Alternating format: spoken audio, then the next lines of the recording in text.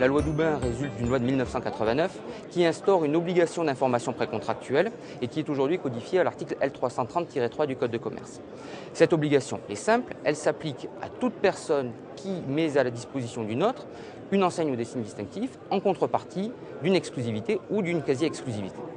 Sur la base de ces critères, les groupements se soumettent à l'information précontractuelle et remettent donc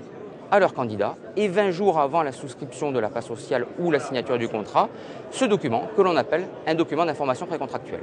L'incidence de cette information précontractuelle pour le candidat à l'intégration d'un groupement est extrêmement importante. Il aura en effet sur cette base-là des informations déterminantes quant à son choix, à la fois sur la tête de réseau et la marque, sur le marché, sur le contenu des documents contractuels, c'est-à-dire les statuts, règlements intérieurs, code de déontologie et contrats annexes, mais également sur l'état du réseau avec les membres du réseau pour pouvoir les contacter et savoir l'état d'esprit qu'il y a à l'intérieur de ce réseau. Par contre,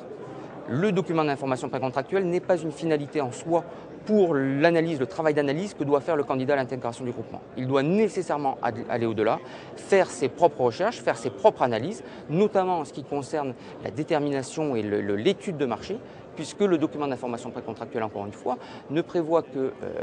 des informations sur la présentation du marché et ses perspectives de développement. Ce n'est pas en tant que tel une étude de marché, ça c'est à la charge du candidat à l'intégration au groupement, tout comme l'établissement de prévisionnels extrêmement précis.